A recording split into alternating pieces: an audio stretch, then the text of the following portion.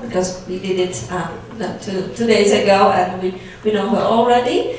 As far as Susan Erdmann is concerned, where Susan is senior lecturer at the University of Agder, Kristiansand, Norway. And she works in the Department of Foreign Languages and Translation. She's also involved in the translation and intercultural communication research group. So, ladies, the floor is yours. Oh, we're going to have a sort of awkward tag team lecturing, I suspect, here. The title is Norwegian Translations of Anne of Green Gables, Descriptions, Associations, and Manipulations. I'm not sure I like that term, manipulation, but we'll come back to what's going on in this text. What we're going to look at is really a translation history of a really popular book, Anne of Green Gables, within the Norwegian context. It's a book that has been translated several times, but where one translation has dominated really for half a century. So we're going to look at the nature of that very popular translation because it's also a very peculiar translation.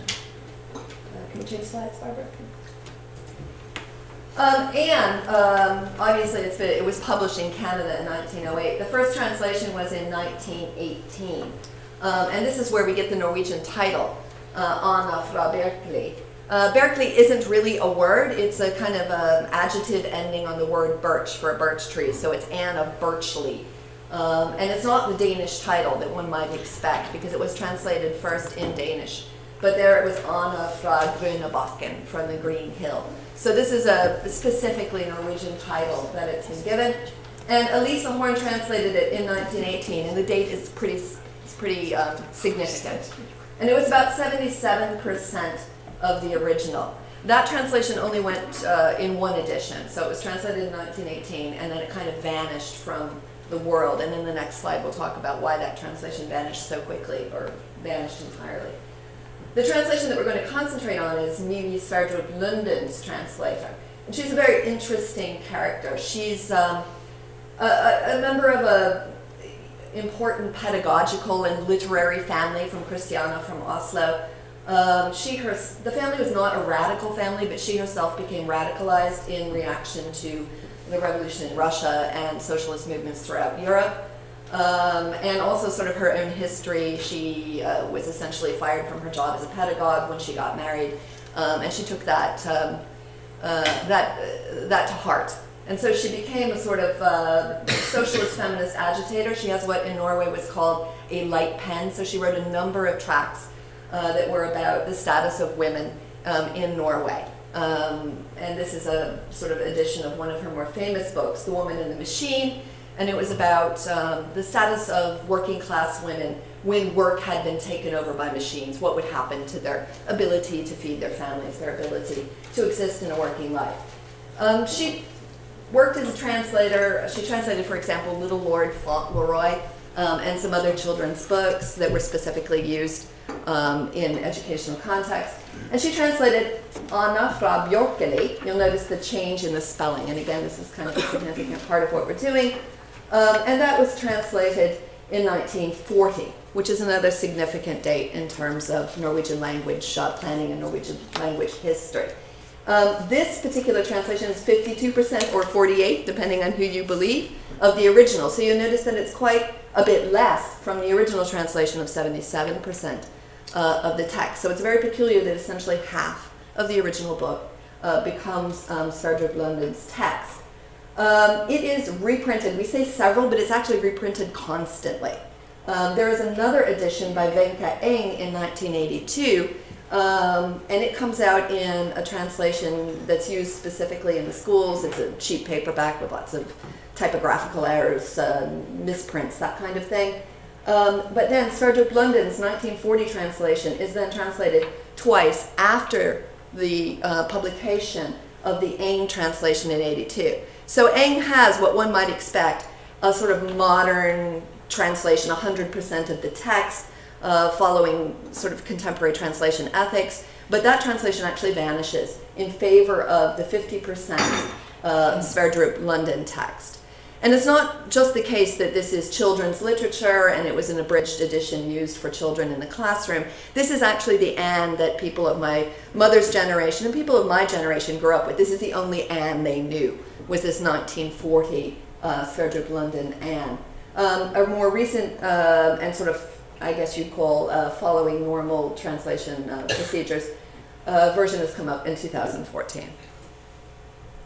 The dates are important because Norwegian has a love affair with standardization, but also a love affair with diversity. The Norwegian language resists standardization. It is a language of dialects, and these dialects are not just phonetically realized and lexically realized, they're also there in grammar. There are 2 written standards of Norwegian, and so to some extent we can think of the Norwegian language as a product of the Norwegian people that is continually being reworked.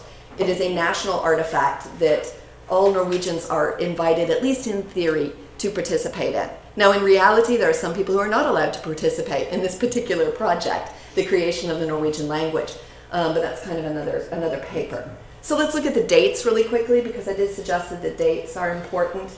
You know, Norway becomes independent in 1814. And there are some early experiments to separate Norwegian from Danish, you know, as a written language in 1840. Ivar Aasen is this character who traveled around Norway listening to dialects and trying to create a standard of written Norwegian that was based on the way people actually spoke. Because the standard written language was Danish, and it didn't bear a terribly close relationship to the way that ordinary people actually used Norwegian. So then there were 3 language reforms, sort of official attempts to create a written standard for Norway, for the entire country. There's the 1907 one, but significantly there's the 1917 language reform. The 1917 language reform is what Elisa Horn's 1918 edition of Anne of Green Gables is based upon. And so this is an attempt to use grammatical structures and linguistic structures that are specific to Norwegian and no longer Danish. Now, Elisa Horn does not create a 1917 reform text. She uses elements of the 1917 reform, but some elements remain part of the Danish system. So, for example, it is in 1917 that the A with the circle over the top, the Å, comes into being. Elisa Horn rejects that and uses the double A to realize that sound in her text. So it does come off as a little bit old-fashioned already by the time it's published, because it doesn't conform to this reform. And then, of course, the important reform we're going to talk about, the 1938 reform. This reform creates a kind of bokmål standard for the Norwegian language. That's the language of the book, the dominant written standard in Norwegian to this day. And Mimi Sverdrup Lundin, as a pedagogue, explicitly wants to rewrite Anne in this language, no longer using the sort of Dano-Norwegian of Elisa Horn. So Anne, the Canadian heroine, can become a more authentically, you know, Anna, the Norwegian heroine in the modern Norwegian language, written language. So let's travel to Poland now, and our current work on Anne of Green Gables was intended to be related to my previous work on the Polish translations of this book, while the classical one is by Bernsteinowa. Well, as you see, it occurred only 4 years after the original was published. And this is kind of a classical Anne, this Anne that my generation has grown, and the generation of my parents has grown up with. But in 2003, a new translation was published by Agnieszka Kuc, and in a previous paper, I tried to compare those 2 translations, especially with a focus on adjectives. A characteristic feature of Montgomery's style is an abundance of adjectives. There's a lot of nature descriptions, and while also in dialogues, especially in Anne's, the main characters, replicas, there's a lot of adjectives, and some of them have a kind of poetic touch, and they are often synesthetic, appearing to different senses. There is a wide range also of adjectives referring to colors, and often not very frequent adjectives, as I mentioned, with a kind of poetic touch. Well, I was interested in whether the choice of adjectives in the new translation was really motivated, because as you see here in translation 1 and translation 2, there is some difference with regard to adjectives. Strangely enough, in translation 2, this new one by Agnieszka Kutz, some of the adjectives do not sound in a very modern way. For example, wartki, as a translation of headlong or intricate, has rather an ancient touch to me. Anyway, I performed a psycholinguistic experiment, an association test, and the informants were school kids aged 12, between 12 and 13, so the same age as the main character. I had, around 100 school kids, and they were presented those adjectives as a mixture and not as a list. The adjectives were shown on the screen, so 2 seconds stimulus and then 7-8 seconds to write and the next one. Previous work on associations, especially for English, for example, the work by Jane Aitchison, by George Miller, Christine Feldbaum, and other people around this big English electronic lexicon WordNet, show that associations of adjectives in English will show statistically kind of different patterns that common associations to nouns. So if you give people a noun as a stimulus, I mean school children or grown-up people, then normally the response would be a synonym or a superordinated term or something for the same semantic field, but normally a noun. But, well, for English, the results show that if you give adjective as stimulus, the response is often the noun, which frequently collocates with the adjective. Sometimes you can get antonyms or synonyms, but mostly nominal collocates. So I had a kind of double purpose with this test. One purpose was to check whether Polish kids will display the same association patterns in terms of word classes and semantics. And the second one was to check whether which adjectives are cognitively anchored, which adjectives have, well, what kind of associations they have in the mental lexicon of the kids. And, well, the main idea was that if the association patterns in informants show nouns that are semantically close to the nouns that occur in the text. So, for example, if you have,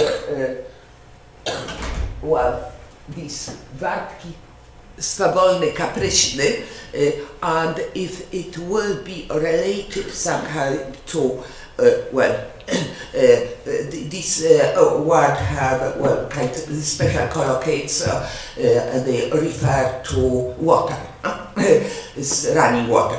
So if the association patterns will include associations to water, brooks and rivers and so on, it would be an evidence that the kids kind of understand this.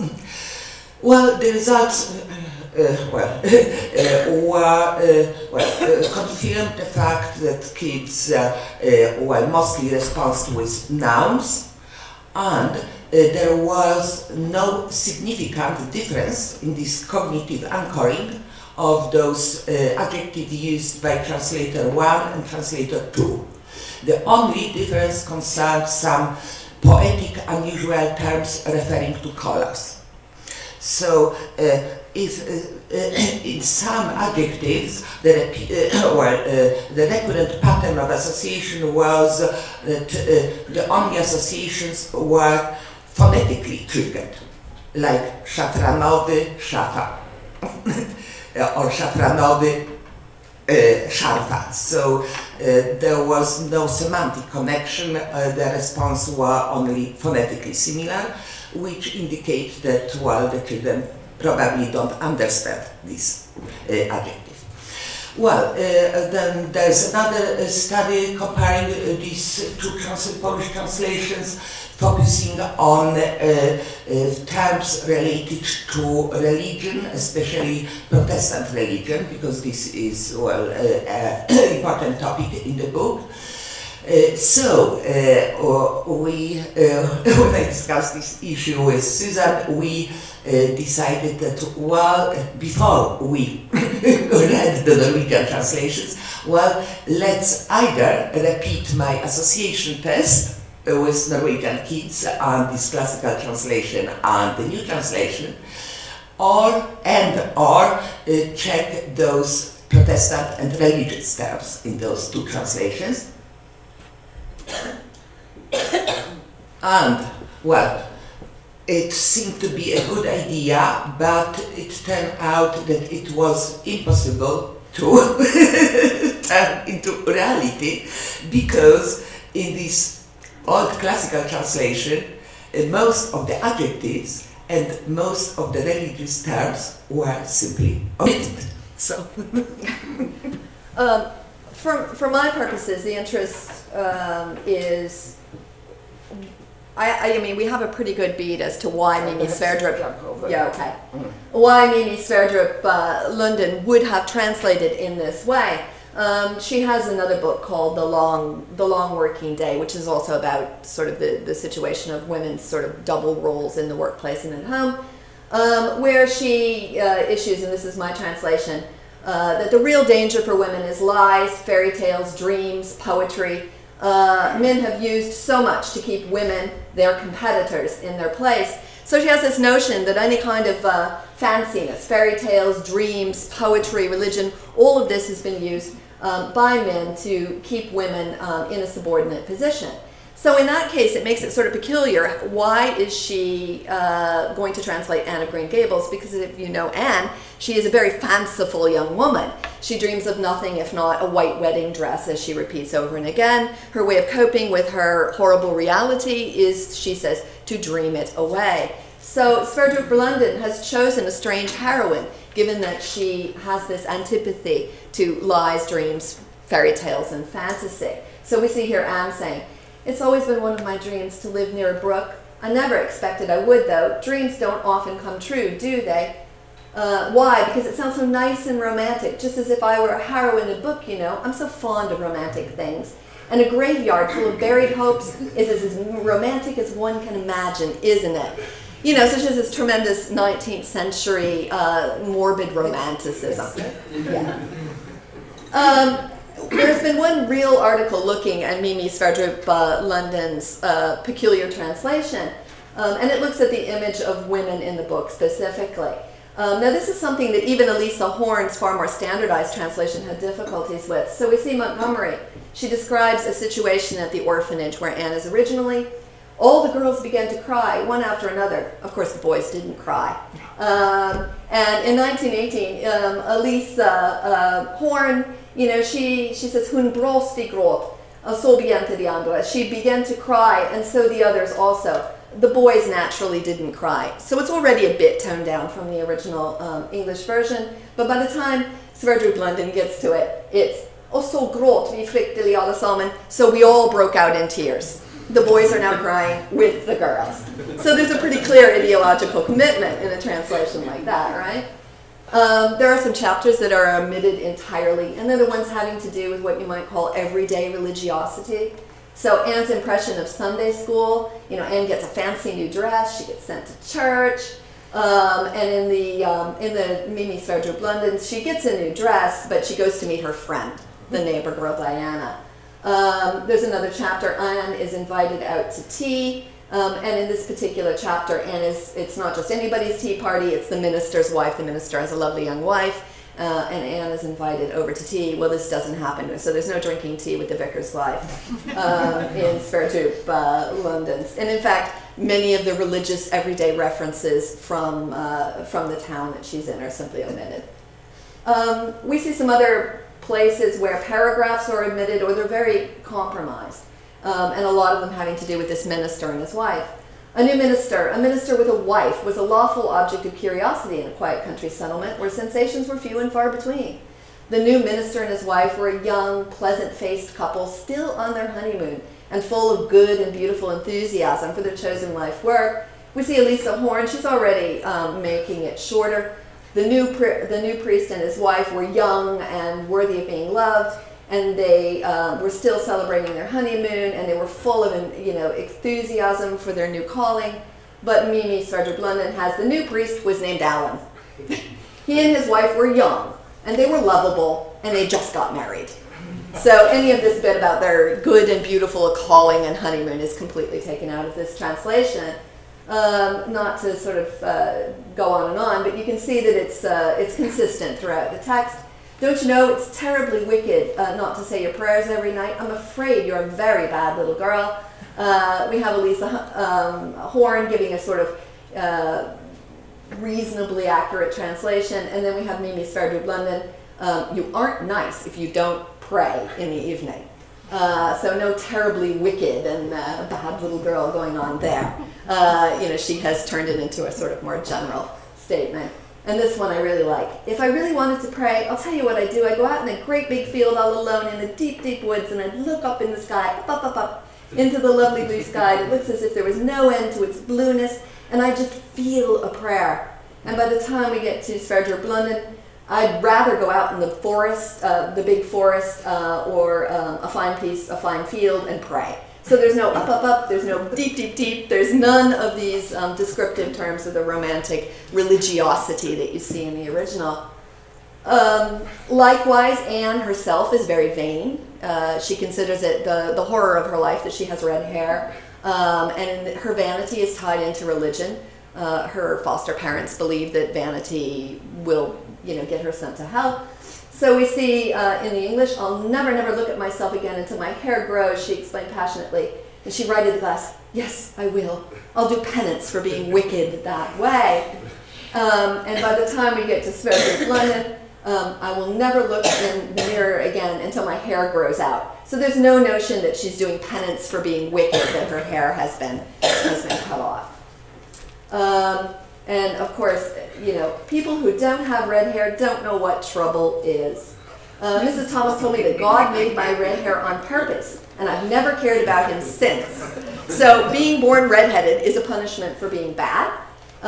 Mimi Sverdrup London turns that into folk with not red hair don't know what troubles are, don't know what cares are. So a lot of that is compromised.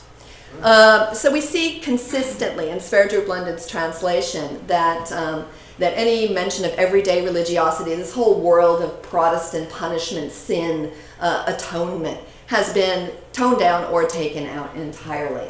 But there's also a lot of poetry in Anne of Green Gables, so it's not all about religiosity, it's also about Anne's appreciation of other literary text. And Anne wants to be a writer. So the English version of Anne of Green Gables is filled with references to other writers, and particularly to Romantic 19th century literature. One of the most sort of gratuitous cases of Mimi Sverdrup London having really a hard time dealing with this tendency, the literary tendency of Anne, is about Elaine. So here we have the English, Ruby ought to be Elaine because she is so fair and has such lovely long hair. Elaine had all her bright hair streaming down. This, of course, is from Tennyson. We see here the letter, all her bright hair streaming down. On all the coverlid was cloth of gold drawn to her waist, and she herself in white, all but her face, and the clear-featured face was lovely, for she did not seem as dead, but fast asleep, and lay as though she smiled. So we have here in the Tennyson, this is Elaine. She's Elaine of Astolat. She is the Lady of Shalott that we all know from pre-Raphaelite literature, either dying or dead, floating in a canoe down a, a lily stream. And like we saw in the earlier quotation where she says, I think a graveyard is as romantic as possible, we have here the cult of 19th century. The most beautiful object is a dead woman, all being evoked in this image of Elaine of Astolat.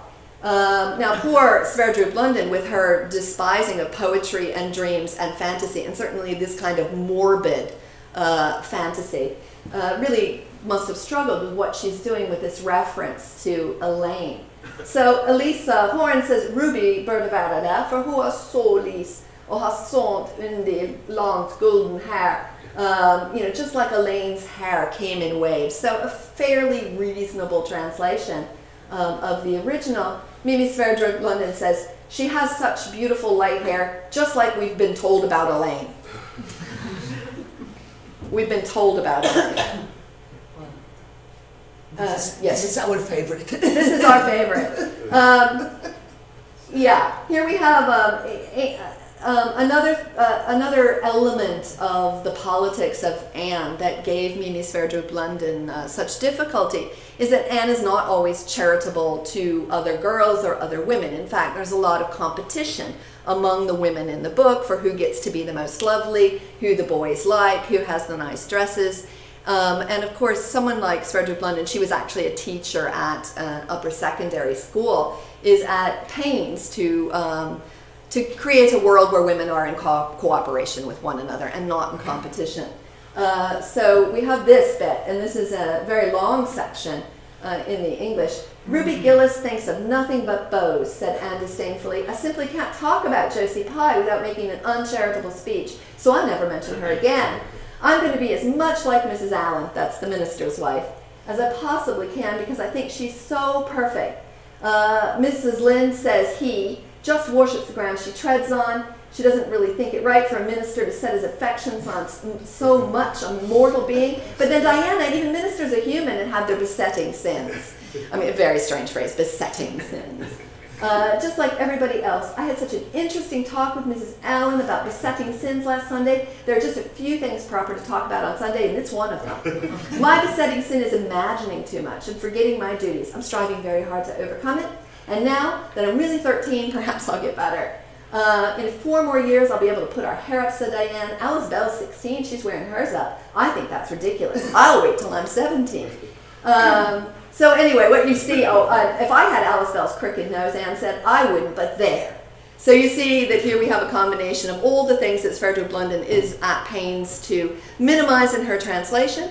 There's a sort of cattiness of this, gossiping about other girls and their appearances, this fetishization of the minister's young wife, and of fancy clothes. So Sverdrup London says, oh, she only thinks about love and that.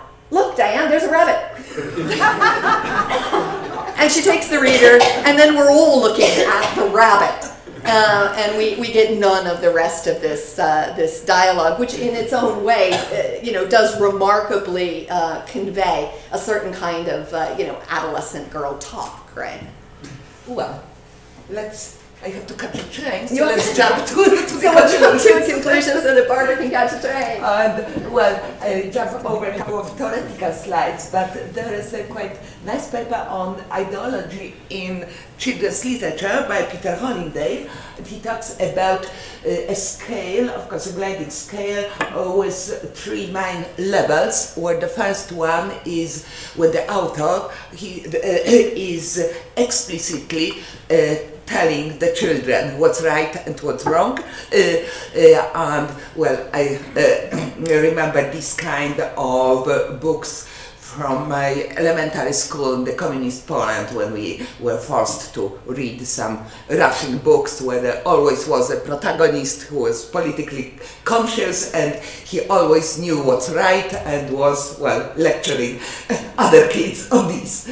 Then we have this next step, level 2, when there is no explicit wording of what's right, what's wrong, but rather artistic indication. So while those characters that have those more right, morally, ethically, politically right attitudes are simply more sympathetic and well, they evoke more positive associations. And then he talks also about level 3, about, well, ideology encoded by the writer in an unconscious way, because, well, everybody is a product of the environment. So, my opinion, in the original Anne, level 2 dominates, because Anne, as you have seen from those examples, is not perfect.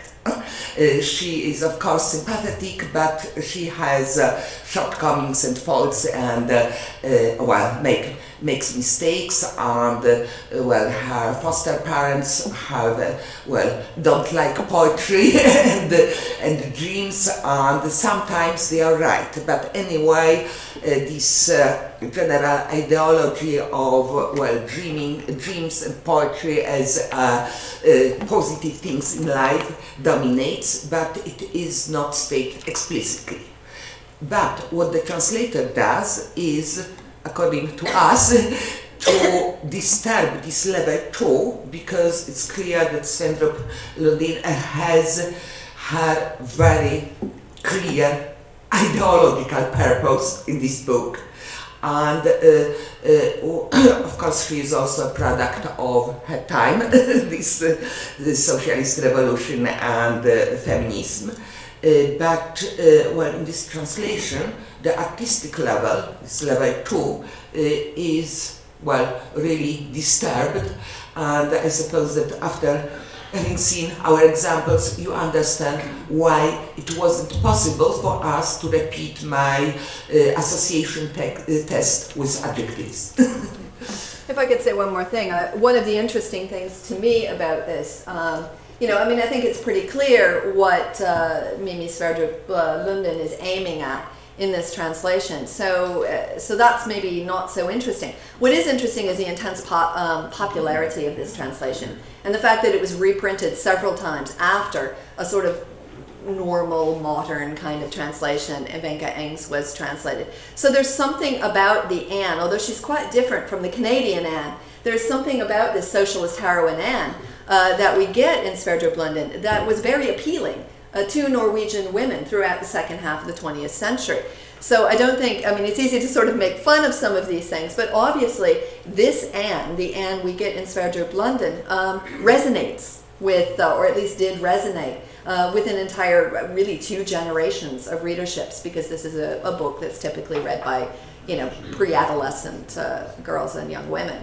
Like I said, where it's easy to say that this is a bad translation, it is actually the most successful translation. It was actually a triumph of translation in Norway, because to last for 50 years without being retranslated is really an impressive feat. So, thank you very much.